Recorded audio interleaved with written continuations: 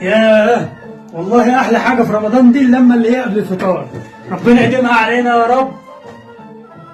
ما تقومي يا بنتي تساعد امك دي واقفه على رجليها في المطبخ من صباح ربنا. حاضر يا بابا. هو فاضل قد ايه يا بنتي على الفطار؟ فاضل حوالي 5 دقايق يا بابا. 5 دقايق؟ 5 دقايق؟ 5 دقايق؟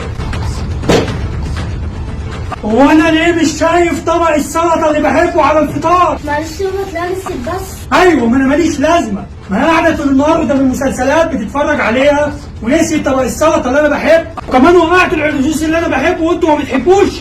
انتوا هتعملوا فيا ايه تاني؟ ما هي الحاجه اللي انا بحبها ما بتتعملش فيا هنا في البيت، ده انتوا يومكم مش معدي النهارده.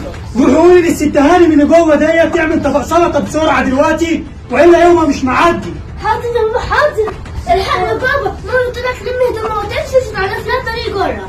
برضه طريق جره؟ يا جدعان هو في ايه طريق جره؟ يا جماعه اللي يعرف طريق جره ده فين يبعت لنا اللوكيشن بتاعه، وبعدين قول لها الباب يفوت جمل.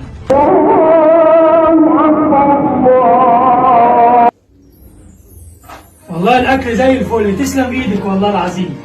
ما تجيب لنا يا بنت رامز كده اهوت نشوف جايب مين النهارده. لا يا بابا، عاد محمد رمضان.